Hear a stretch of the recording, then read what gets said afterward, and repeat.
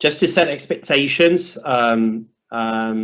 this event is not an in-depth technical session. It's more focused on the business benefits of BCDR with some elements of technology. So what I would say, regardless whether you're an IT technology specialist, architect, a business or decision maker, it will still be a good investment of your time. And if you need to talk about things in more detail, there's a chance to talk to us outside of the webinar.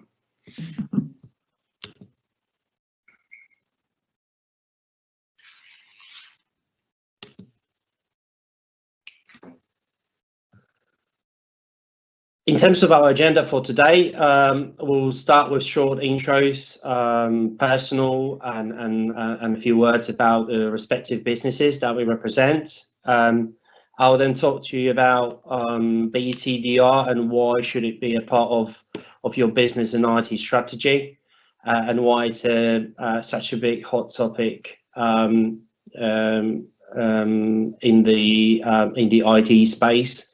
Very much recently. Shaun and Saldys will then take you through the past, present, and future of BCDR from both business and technology perspective. And we'll wrap up the session with a Q&A. As Shaun mentioned, there is a button in your Teams app to ask questions. And I know our marketing manager, Anna, has prepared some Christmas packs for, I think, the first 3 people that will ask questions. So I encourage you to make a good use of that chat button.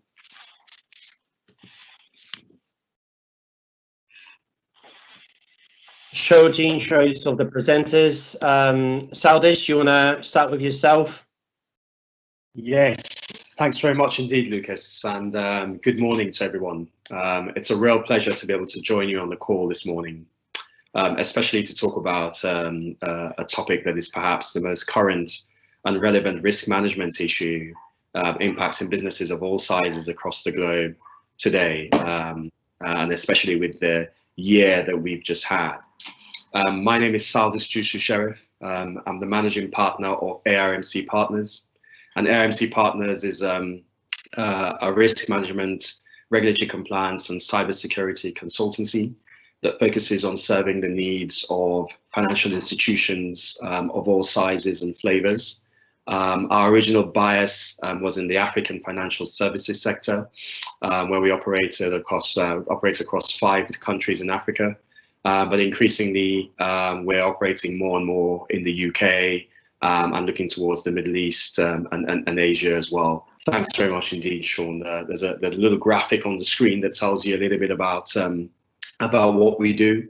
I'll start from the inside and move out. So by way of our services, we offer risk management advisory services, so helping clients to be able to understand if the risk management frameworks that they have in place are actually sufficient and good for purpose, and advising them on how to deal with relevant risk issues that might impact their business and how that might help them improve their operational efficiency and their profitability. We have a training academy where we focus on primarily risk management and cybersecurity training. And then we also have a technology platform where we help organizations to identify the best risk management technology to help them manage the challenges that they face and make sure they can manage their risk appropriately. We have almost like a standalone cybersecurity business, and these are some of the services that we focus on from a cybersecurity perspective. So as I said, we're primarily financial services. I myself personally, a career risk manager working in the financial services sector in the City of London for, I think it's my 23rd year now. And I've worked for big institutions, JP Morgan, Barclays, Credit Suisse, BNY Mellon in the risk management space. I really look forward to this conversation. BCDR is such a relevant issue right now. And it's so important for businesses to tune into this conversation, regardless of where you are, IT or elsewhere, to tune into this BCDR and operational resilience conversation now, especially going into 2021. And a real pleasure to be working with Lukasz and Shaun on this. Thank you, guys. Excellent. Thank you, Saldys. Shaun, I won't be going back to our slides, but you want to say a few words about yourself? Yeah, so my name is Shaun Ritchie. I'm the CTO of Meritum Cloud. And so my focus, as it has been in my career, is on technology.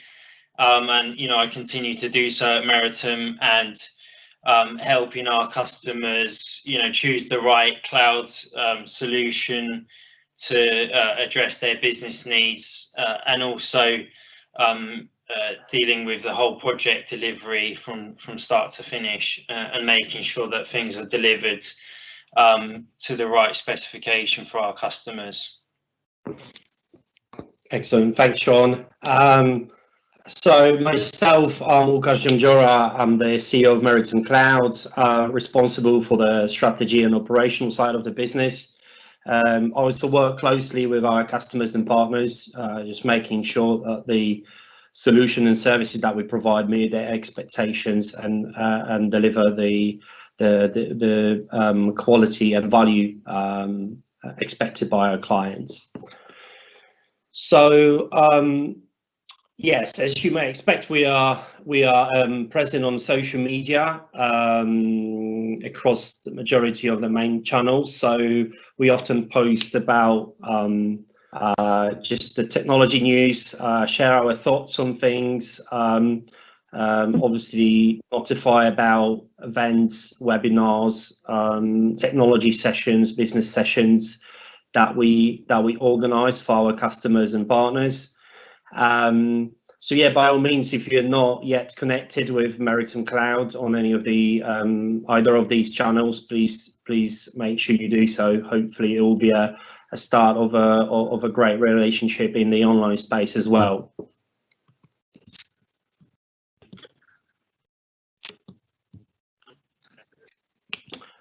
Now, we're aware that obviously, the BCDR topic is a broad one, and probably can have hours, if not days, of conversations looking into different capabilities, risks, and how you can approach the BCDR from various angles. And obviously, it won't be possible to cover every single angle during this webinar. So what I would say is, we try to be as generous as possible with our free time. So whoever has joined us on this call, if you needed, some more time with us to talk technical or business in relation to BCDR or any other matter related to cloud technology, by all means, book a session with our customer success manager, Kasia. She would then obviously have a quick chat with you to understand what support you need, and then engage with our cloud team and the respective experts to make sure you get the best value from that 1 hour session. So by all means, it's time open to business and IT audience, time to ask any questions about BCDR and discuss any specific use cases, challenges, etc. Right, so a short intro about Meritum Cloud. We're established in 2014. We're Microsoft and Citrix focused modern MSP. We work with SMEs, small medium enterprises, primarily in the UK region, helping them design, deploy, optimize, and support their next-gen IT. And help achieve tangible business benefits. What those benefits are obviously depends on the nature of the business industry, where they're at in their business journey. But generally speaking, the solutions we offer help businesses work smarter, quicker respond to market demands, and make businesses more agile and successful.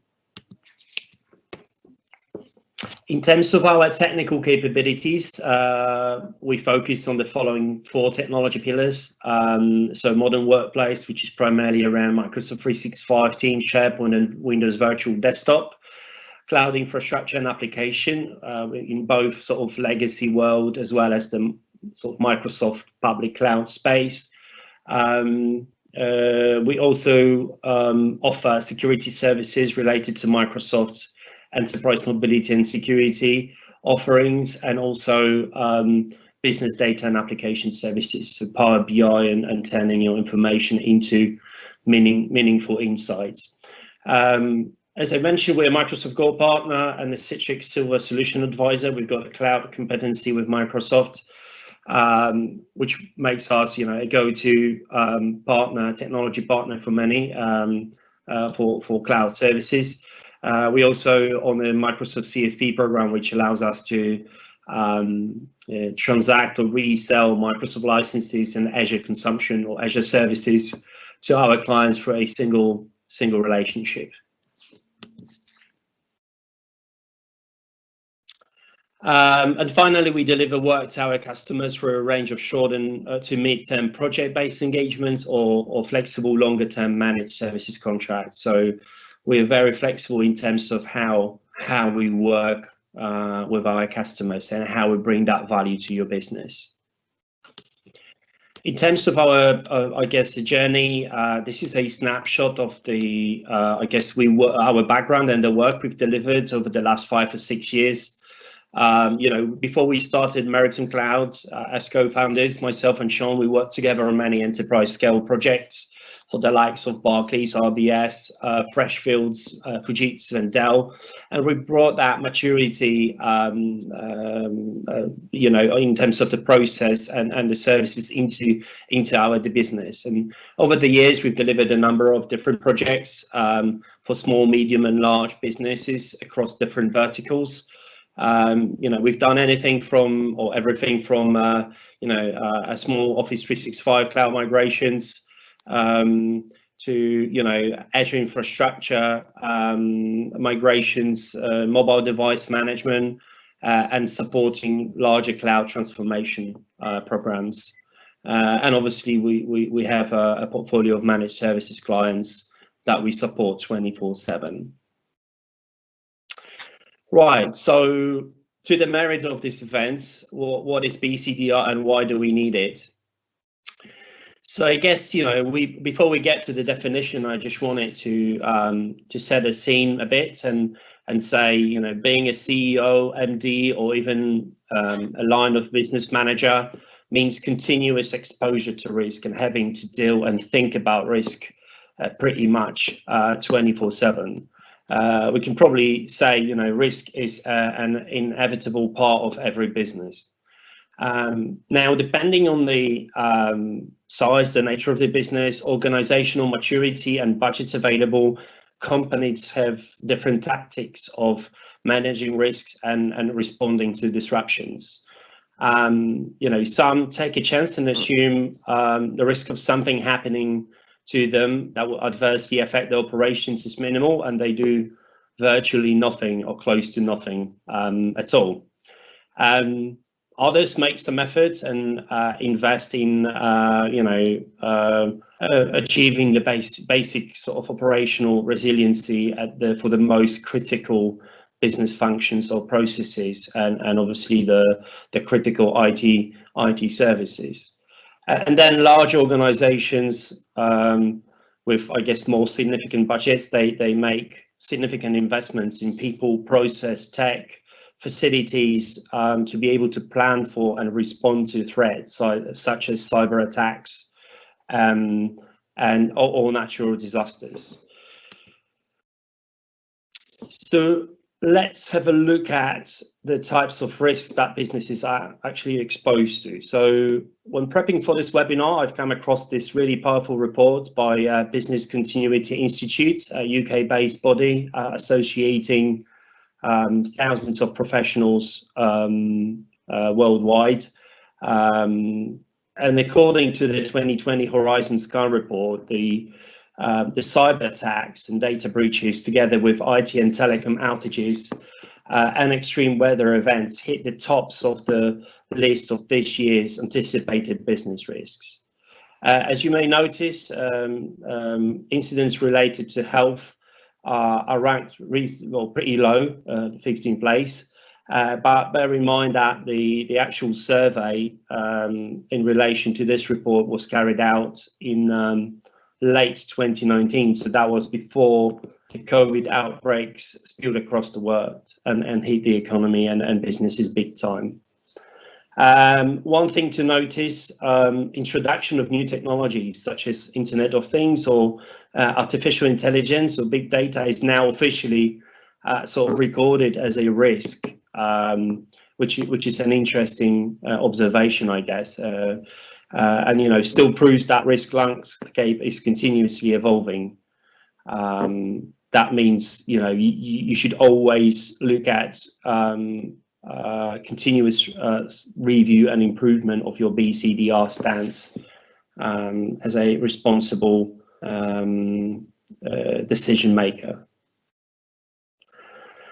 So what can we do to prepare ourselves for the unexpected? Well, that's exactly where business continuity and disaster recovery comes in, otherwise known as BCDR. So those two closely related practices have one common goal, which is to ensure that an organization can plan for and respond to a business disruption. And the second and the knock-on effect on that is actually being able to restore your operations to a minimal acceptable level as quickly as possible. And BCDR as a whole focuses on both the business and technology side of things. Business continuity more on the organization, so you know, crisis management, supply chain continuity, employee safety, or even like alternative work locations. Whereas disaster recovery, on the other hand, is focused on the IT resilience and making sure you know, the IT as a function is able to restore business critical systems and data in terms of a unplanned high impact event. DR is often considered as a subcomponent of a business continuity plan.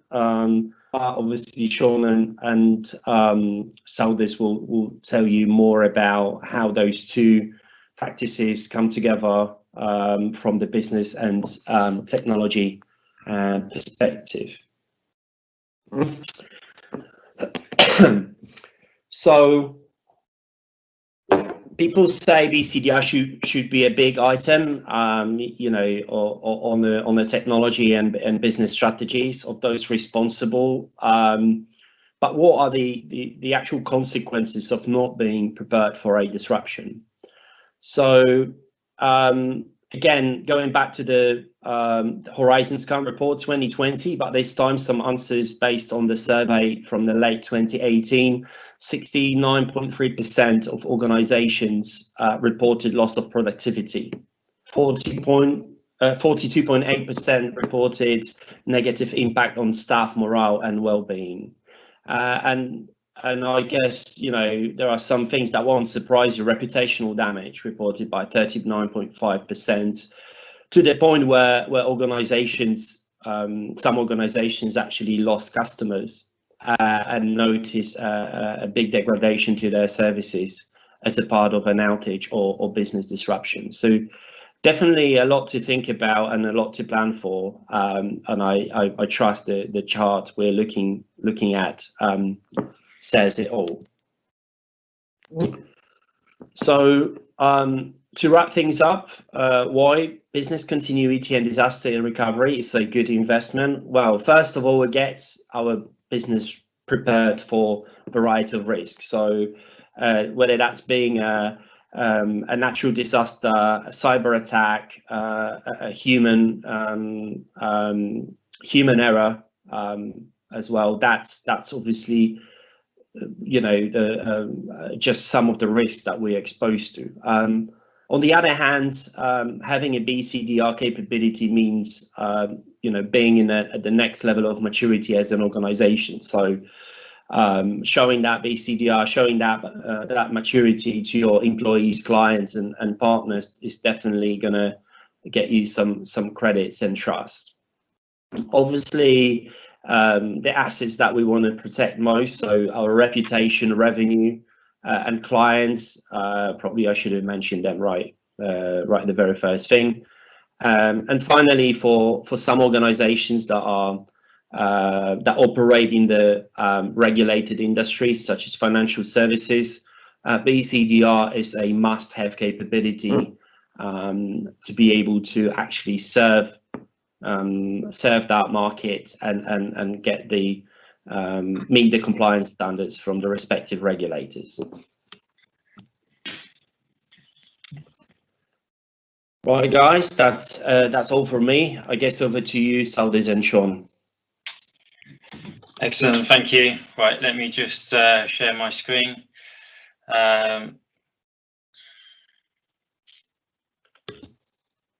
Okay, let me know if you can see that.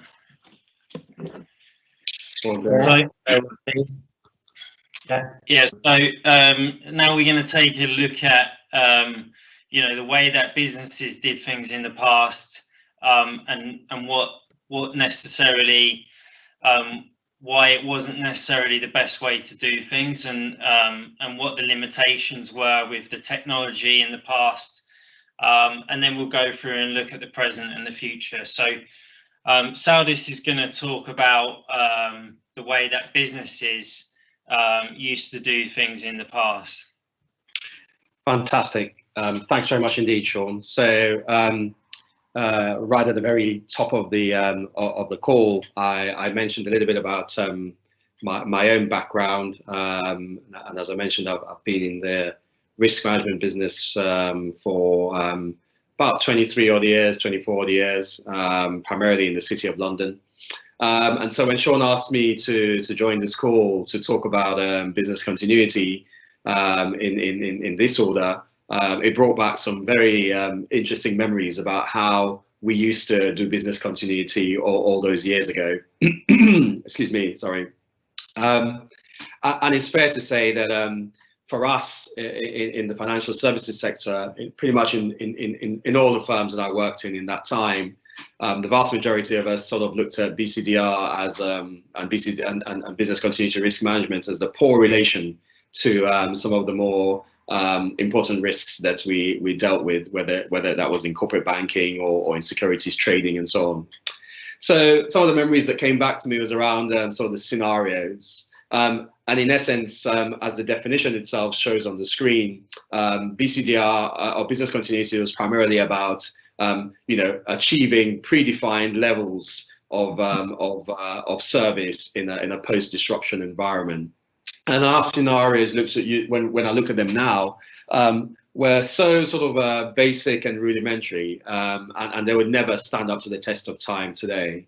We used to look at things like, you know, whether or not access to our buildings were denied, whether we had denial of access to our buildings, sometimes for very serious issues, like, you know, going back into the mid-90s, around things like terrorist issues resulting in us not being able to access offices in the City of London, and sometimes you know, loss of systems, primarily because you know, BT had been doing some works on some road works, or British Gas were laying pipes and they'd cut through the telephone lines. So we'd look at loss of systems from a scenario perspective. But there was nothing really dynamic about the way we did that, and the breadth of our scenario analysis was pretty narrow. And I think the other thing worth looking at was I wanted to touch on was the planning side of it. So as Lukasz alluded to, you know, the key to successfully being able to and maintain business continuity or achieve business continuity is about planning. The whole underlying premise of risk management is about planning. It's about stopping to look at what might impact you, and actually stopping to look at the extent of what that impacts, how that issue might impact you, and then trying to do something about it by way of the introduction of controls, appropriate controls to meet those challenges. So again, it's all about planning. And as I think back to the 90s, early noughties, even in big banking brands that I worked in, you know, the business continuity plan was something that was a sort of a standard document, would normally give the planning to a junior member of the team, because none of us could be bothered to actually spend the time actually thinking about it. Would have maybe like a high level scenario conversation, and then it was a junior member of the team that would then go in and fill in all the plans. We'll have a look at it, Sometimes we would have to go and do DR tests. So the reason why you've got that pretty 70s looking out of town office building there is because that's typical of the sort of places that we used to go to do our BR tests. You know, our disaster recovery locations would normally be out of town. So again, nobody really wanted to, I won't call any particular places because I don't want to offend anyone, but nobody really wanted to be able to leave London on a wet Wednesday morning to go and do a DR test. And sometimes they'd ask us to do them at weekends. I mean, imagine that, you know, business stops during the week, no disaster happens during the week. So we'll do it at weekends when all the trains are quiet, there are no delays and so on and so forth. Then once the plans themselves were done, typically what would happen, the plans would come back. Somebody will come back and go, well, this didn't work, or that computer didn't come on, or that system. And that was really about it. We didn't really delve down deep into the issues themselves. You tick it off, take the plan, open the bottom of your drawer and just throw it in there. And you know that the central team will come to you in 6 months' time to say, hey, you know, we need to go back to whatever that out of town location is to do that test again. We never really thought about the results. We never really thought about how we should respond to the issues. And I guess it's also worth saying that a lot of the business continuity responsibility in those days was very much based on IT. It was very much looked at, well, you know, it's like an IT issue. If there's a denial of access, it's IT needs to make sure that somehow we have access to a system somewhere. I mean, let alone the ability to be able to work remotely and all of those things. I mean, those are just possibilities that just weren't as available as they are today. Just because before I wrap up, a couple of things around resource, what I call the resource deficit. Again, you know, business continuity wasn't something that was top of the risk agenda. When I look at the risk, the risk landscape that we used to look at back in those days, business continuity used to be after we've done a whole chunk of things, and then would say, what are the things that we've missed out? And then somebody would go, oh, business continuity. Oh, okay, fair enough. And then would add that in. So the whole attitude, the whole approach to business continuity way back then, and I'd say, you know what, there are organizations out there even today that perhaps still look at it that way around. Wasn't to sort of prioritize it in the way in which we really ought to have done. And things would often go wrong. You know, you've heard the examples of it. You've heard about banks who've lost access to their cash point networks, who've lost access to their core banking, their retail core banking systems, so that their debit cards don't work. I don't really need to give too many examples. You could probably all remember, those of you who are UK based probably all remember many of those. So there's a real resource deficit around, an intellectual deficit actually around the effort around business continuity, which as a result of 2019, 2020, nobody could possibly think about doing things in that way anymore. And I guess the last thing I wanted to mention is around the continuity risk management. The amount of investment that we put into business continuity risk management was in itself, again, pretty lacking. If you look at an enterprise risk team, if you look at a group risk function, you know, the business continuity guys would normally be, you know, like the smallest component.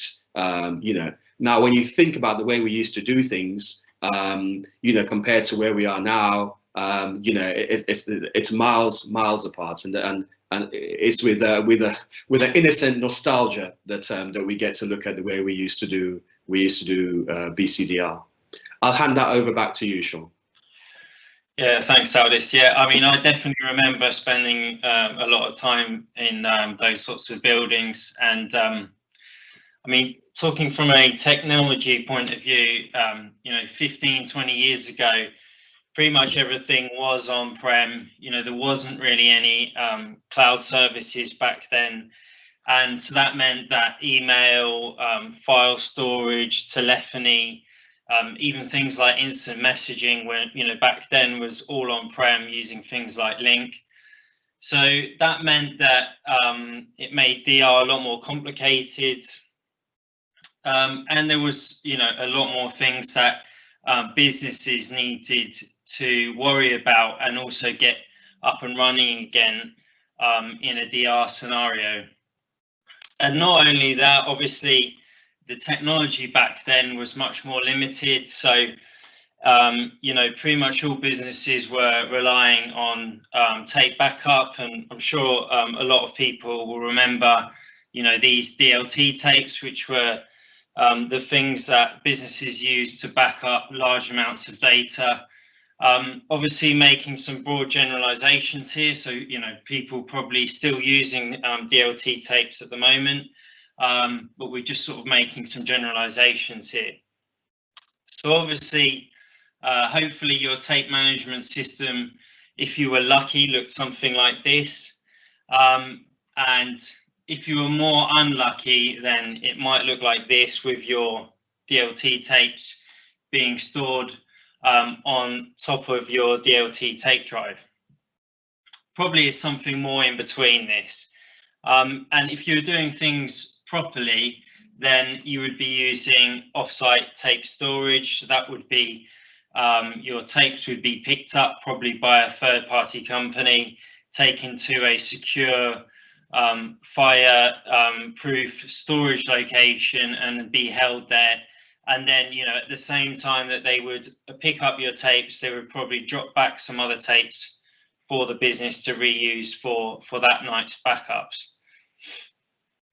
And obviously this is a kind of slow and, you know, time-consuming thing to do, to have to keep cycling these tapes. And it was also, you know, prone to issues. You know, and also I remember a lot of times that, you know, the wrong tapes would come back, or the tape storage company couldn't find a tape that was requested for a restore. So it was definitely prone to issues. And then when it comes to actually performing in a DR event, a lot of businesses would have standby hardware at a secondary location, as Saldys was saying, you know, that DR site. But definitely we've spoken to businesses that just, you know, they couldn't afford that. So, you know, their DR plan was actually to go out and purchase hardware in the event of a DR scenario. Obviously, that, you know, doing that would significantly increase the recovery time objective, how long it would take to be able to get the business up and running if they had to go out and purchase hardware. And, you know, once you've got that hardware or access to that hardware that's on standby, then you had to start doing your manual restores. So that was, you know, getting your tapes back, putting them in the tape drive, start rebuilding all the servers, restore all the data. And then, you know, even when you've got that done, then you have to get the connectivity between the different systems, and you have to get your users access to the applications, the data, the databases. It was a very, you know, manual process, and it was very time consuming and very resource intensive. I was involved in a number of DR tests for different companies that I worked for, and I remember IT teams just being out for, you know, the good part of a week. The majority of the IT team involved in doing these DR tests. And because it was so complicated to test and so resource intensive, it wasn't something that businesses could do very often. So, you know, typically, if you were lucky, it was once or twice a year. Some businesses, it would just be once a year. And some businesses, you know, with a smaller IT team, or maybe just a single IT person, could not really even afford to actually, or have the skills to actually do those tests. And that meant that they simply didn't know if it would work in a DR scenario, which is a huge risk to the business. But, you know, thankfully business thinking has changed and technology has moved on. So let's have a look now at the way that most businesses are doing things in the present. Saldys, over to you. Thanks very much indeed, Shaun. I'm just waiting for a little bit of a delay there, just waiting for the slide to come through. So I mean, I think it's fair to say that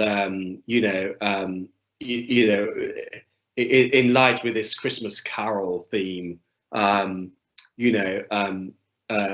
it's almost like the way we used to look at BCDR when we compare that with where we are today and the challenges that we face today. It's almost we could almost say that the past almost seems Dickensian in relative terms. So I think that only validates the title of this webinar. But what I wanted to do in this context, looking at the present, is not to suggest that we are where we need to be from a business continuity and disaster recovery perspective, but to sort of compare and contrast the two.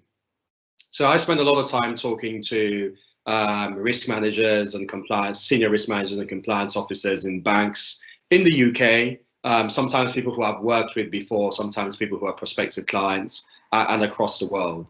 And I wanted to take in this example a global banking group that operates very recognized in the UK. So honestly, when the pandemic lockdown hit, I remember having this conversation with a senior risk executive in this bank, and it was really a case of thinking the unthinkable. I mean, if you go back to where we started this conversation around fixed scenarios, limited resourcing of continuity compared to where we are today, how do you get 250,000 people, 250,000 staff across 160 locations to get online and work remotely? Because the lockdowns, as we all know, pretty much were initiated in a simultaneous manner across the globe. A serious scenario such as this would probably have just led us to, in the past, to have just said, well, you know what, let's prioritize what's important. Trading is important, we'll focus on that. Certain aspects of our corporate bank is important, maybe trade transactions are important, we'll focus on that side of it. And then the rest of it, we'll just go out to the clients and just say, look, we can't do it. We should be up and running in 5 days, and then update them to say after 5 days to say, well, sorry, we got that wrong. We'll do that in 7 days, etc. So really, when institutions like this look at the situation that they found with COVID, it really was about thinking the unthinkable. And then there was almost like a mission impossible type attitude to the way in which this needed to be done. So they needed to be able to enable as many of their staff, because business is so globalized these days. You have call centers in Manila serving clients in Frankfurt. You have call centers in Cape Town serving clients in the United States, and so on and so forth. So they needed to sort of not think about what the challenge was that was in front of them, but to stop and say that this is a challenge that we needed to deliver. And I heard stories about organizations having to in countries where, for example, the infrastructure wasn't strong enough around broadband, having to very quickly arrange broadband for their staff because their staff couldn't come into the offices, DHLing laptops to people who hadn't really been considered critical in the process because of planning, the way in which the planning scenarios had been thought through, and the dynamic way in which the disruption itself was taking place. But I think it was something like under 10 days that these guys were able to deliver. What they told me was around 250,000 people being able to connect remotely across 160 locations across the globe. And Lukasz alluded to this, but in this world where we are also connected, so digitally connected, in which we've been spoilt by this digital connectivity that means that we want answers instantaneously, I guess the key thing, especially in a scenario such as this pandemic scenario, the key thing is that we know that our customers are already stressed. You know that your customers are already stressed when these sorts of scenarios occur. And if you're not thinking ahead and looking at how you respond to making sure that the customer's experience is as smooth as possible, whether that is in terms of the interaction, the people and physical interaction from a telephony perspective with your customers, or whether it's about making sure that your digital platforms are up and running, or if they are disrupted, they're only disrupted for a short period of time. If you're not in a position to do that, then the reputational damage can be great. And I think last but not least, in the present, the thing that we need to think about is that there is a regulatory expectation for those of us who work primarily in financial services. We are very used to that. But I think generally speaking, there is a regulatory expectation that is almost aligned with customers' expectations of you as well. That means that your reputation can take a huge hit very, very quickly if you haven't stopped to think about scenarios that are disruptive scenarios and put in place the necessary resources to be able to respond to those. So looking at the past to where we are today, massive amount of progress in line with the sort of growth in technological progress that we've seen already. But I hope that we'll be able to talk about how much further we can go. And from a BCDR risk management perspective, that's also the way we look at this risk has also changed as well. I'll leave it there, Shaun. Over to you. Excellent, thanks. Yeah, definitely. I mean, you could not do that sort of thing without a plan in place. You know, and from a technology point of view, you know, the adoption of SaaS and cloud-based services, you know, has simplified BCDR planning. You know, and the likes of a lot of businesses have adopted Microsoft 365 now. Most businesses are on that. And also public clouds such as Azure and AWS.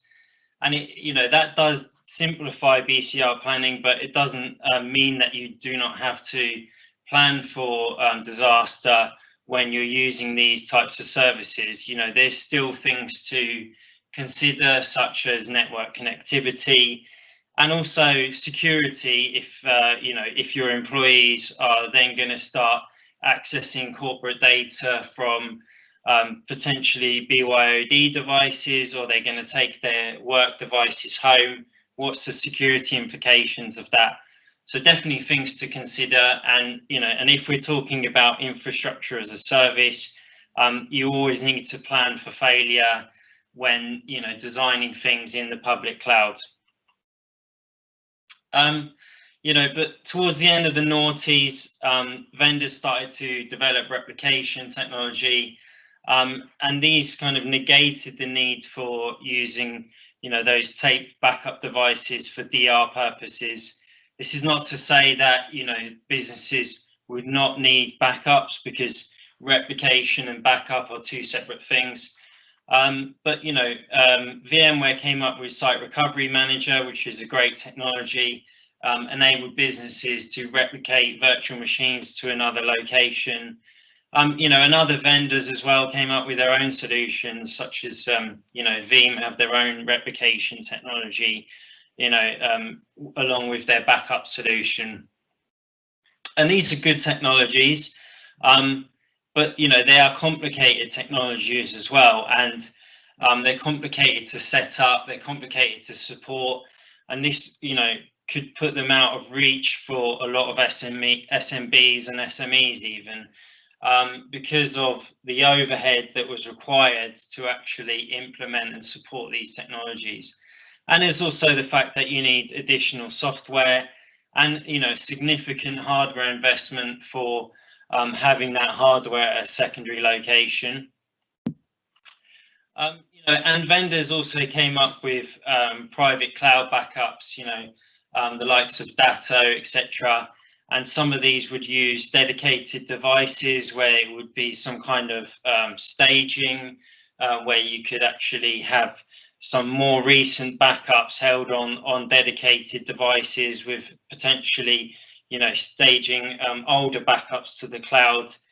And also you could also even actually fail over and start virtual machines, virtual servers on these dedicated devices as well. And then we also saw things like private cloud replication as well, to be able to replicate virtual machines to private clouds. So this in general is, I guess, where we are at the moment in terms of technology. But, you know, these are good solutions. but often, as I said, they're complicated, and some of them require some upfront investment.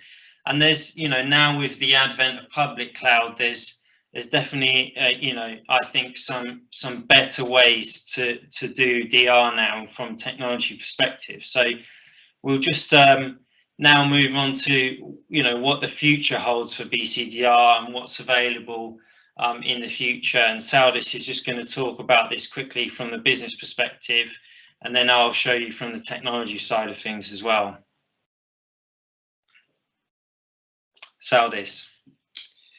Thanks, Shaun. I'll just wait for the slide to come through fully. So I guess when we look at the future of BCDR, I think it's a really exciting risk discipline to be involved in. And if you go back to what we said at the beginning of the conversation, BCDR being one of the sort of the orphan child of the risk world, everybody has their day in the sun. I think BCDR's and its future, which is around business resiliency, will be something that features for a long time to come. So when I look at the future of BCDR, and I look at the future of as we move into the world of resiliency, I guess what we're talking about here is about future-proofing your business. What BCDR used to be all about was about sort of predefined acceptable levels of service and acceptable levels of risk.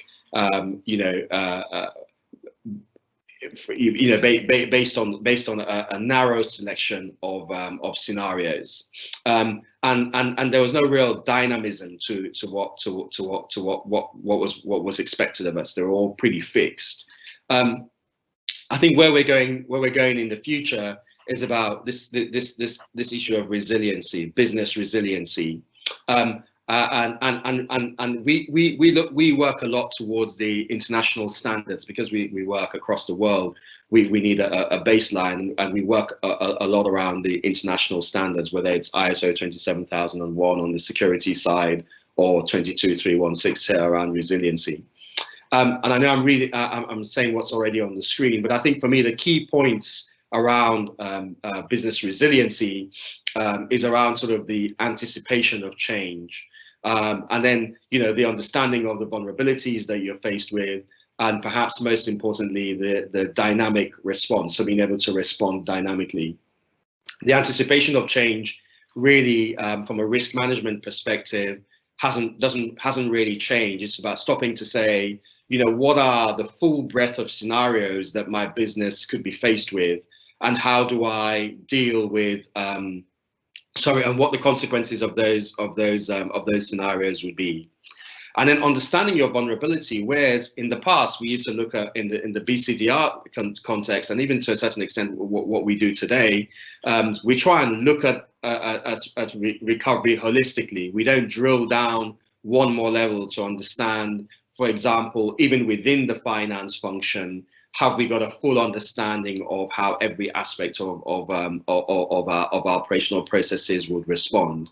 So we really need to understand our vulnerabilities and what those vulnerabilities mean, not just at the sort of top functional level, but one level below that as well, and make sure that we have the plans to be able to, and the responses to be able to deal with that.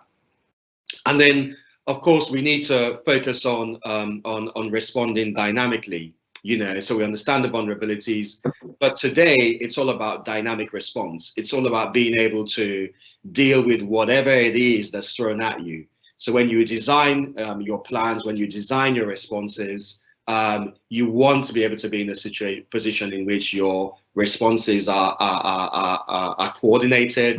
You want to be able to look at things like the silos between departments and between functions, and try and work on how you break down those silos and you break down those gaps, so that you bring much of your operational delivery into an integrated form when it comes to responding to business continuity and disaster recovery, or to disasters generally. You want to make sure that the business is like as fully involved in those decisions as can be, because they've got the customer view, and that customer view around the future of your business. That's what underpins the resiliency side of things. And then, I guess the overriding message that I would focus on is the fact that we need to be able to withstand whatever it is that's thrown at us. We talk about that during this 2020. The big word in 2020 has been around resiliency. How resilient are we to these things that are happening in our private lives and so on and so forth, to dealing with lockdown and so on. But it's the same thing for businesses as well. Businesses have to be resilient. It's not just about the individuals that are there at that point in time. We need to plan and structure our responses so that it doesn't matter who's sitting in the seat at that point in time. It doesn't matter what specific type of product we're dealing with at that point in time, that our infrastructure, our delivery, our service delivery platforms are resilient, and they can deal with whatever it is that's thrown at us. And then in the future, compared to where we are, many of us are in the present, and where we were in the past, in the future, we need to look at a couple of other things that I might just add. I hope I don't overrun, Shaun, but these are quite important points. I think the key importance around this is around the fact that increasingly we are going to be doing more and more remote working. So our security, our data protection and security dynamic has changed instantaneously. As much as I can work within clouds and secure clouds and so on, there's always a human element to security that needs to be taken into account, because ultimately business information is now sitting in, like for me, is now sitting in my study. And it's the same thing with people who have staff working from home, people who have customer service operators working from home, and you've given them access to core systems. So there's that security aspect of it that needs to be fully integrated into all your business continuity and disaster recovery plans. And then I guess so I'm gonna move it on a bit, because we want to make sure that I know we've got some questions, and make sure we have time for questions at the end. Okay. Is that all right? Yeah, fantastic. Sure. Excellent, thank you. So we'll just move on to the technology side of things, and how things have changed now in the future. And I think there's a lot of post-COVID security cleanup that needs to happen. Businesses were forced to move quickly to a remote working model, and Microsoft 365 enabled that and allowed business to do that quickly. But there's definitely some security considerations that need to happen post that, really, and whether that data is secure, and what devices that data is on, and where it can be accessed from.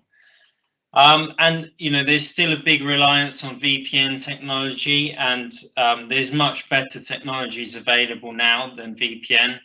And actually, there's things like Windows Virtual Desktop, which was the subject of our last webinar that we did a couple of months ago. And VPN is now really considered a legacy technology. So businesses should really be thinking about replacing that now. And of course, now we've got public cloud DR with services like Azure Site Recovery, and this allows us to replicate VMware virtual machines, Hyper-V virtual machines, and even physical servers into the cloud, and actually fail over those servers to the cloud, and for our users to be able to access those servers in the cloud. And that gives us really low RPO and RTOs, and things like DR orchestration, and very importantly, unlimited testing. So I'll just quickly go through what these things mean. So a bit more in depth in Azure Site Recovery, we've got these very low RPO and RTOs. So that means we can fail over servers to Azure in minutes without losing losing very little data, and having very little downtime. And that comes with application aware snapshots as well. So in terms of you're not going to fail over and have databases which are corrupted, etc. And this concept of DR orchestration, which allows us to fail over applications, not just VMs, so sets of virtual machines, and they can actually start in the correct order, and we can run all these remediation scripts to make sure that everything is working when those servers come up in the cloud. And also, extremely importantly, unlimited testing, which allows us to test failover with a single click, have everything up and running in the cloud without affecting anything in production. And that means that we can now do these DR tests that took a lot of time and a lot of resources extremely quickly, and with very little resource required to do it. So I think now we'll just wrap things up, and we'll go move to a Q&A now. Lukasz, do we have any questions? No, actually not. I can see. Oh, actually, sorry, there is a new one. Okay, it was just a technical problem reported by one of our attendees. But we don't have any questions as far as I can see, except some, whether the webinar will be available and so on. That being said, obviously we've got when we talk to our clients, and we had that conversation yesterday, there are questions that keep coming up in those conversations. So I think we can probably talk a bit about how you go about starting with BCDR, assuming that you're not, you don't have any capability, you don't have any plan, you don't know where to start. I guess that's something more for Saldys, as it actually touches the business side of things. Mm-hmm. Saldys, would you be able to take this on? Yeah, sure. I'll be really quick. I think the most important thing when it comes to not knowing where to start is about focusing on your scenarios. Your starting point has to be your scenarios. And in essence, what we're looking at is looking at your business and stopping to say to yourself, in the event of a disruption, what are the types of disruptions that could impact my business? It's good to be as broad as you can in that. I know people talk about blue sky thinking as if it's a negative thing, but none of us really thought about the fact that we'd be in shutdown for so many months of the year. This is the power of scenario analysis and blue sky thinking. So you want to look at your scenarios, make sure you capture those as broadly as possible. And then most importantly, after that, the impact of those scenarios on your business. It's really, really important for you to know, how is this scenario going to affect every aspect of my business? The other thing that you want to then do is, once you've understood that and you now understand the risk and the impact, you want to be able to stop and slow down and say to yourselves, how am I going to respond? So the controls scenario. How am I going to respond? And your controls and your response is going to be around some of the things we've talked about around planning, and who is involved in that planning process, what resources do we need to be able to respond in the right way. And of course, the last key things I will say to you, don't do it the way we used to do it all that time ago. When you're doing when you have your planning and you have your plans in place, make sure that you're dynamically testing those plans. Don't wait till something's gone wrong, then, oh my gosh, let's now go and do the testing. Oh, do we have the right infrastructure in place to be able to do what we need to do? Be dynamic and proactive about the way in which you test your plans. The results of your plans need to be played back to management. The risk associated with that, the exposure needs to be made, they need to be made aware of that. And that allows you to be able to work out what your gaps are and what your resource needs are going forwards. Those are some of the key things that I would focus on, Lukasz, if I was planning today. Excellent, that's really good. Thanks for that, Saldys. We've got another question from the technology side, which is more about, how expensive is building and running a BCDR capability, and obviously, us coming from the public cloud sort of angle, that typically relates to Azure ASR or Azure BCDR cloud-based technology. Shaun, would you be able to shed some more light on the investment levels required? Yeah, I'll answer this one very quickly. So I mean, in terms of Azure Site Recovery, you know, it's a pay-as-you-go service, as is a lot of public cloud. The great thing about it is it is free for the first 31 days, so you can actually get everything set up and running and not pay anything, or even test it and not pay anything for the first month. And then you pay £18 per virtual server that you're replicating to the cloud. And then on top of that, you pay for some storage costs in the cloud. And then if you actually fail over to the cloud, that's when you pay for some costs of running your virtual servers in the cloud. So yeah, very much a pay-as-you-go model, but I would say very affordable. In terms of the cost per VM, yeah, it's not an expensive service.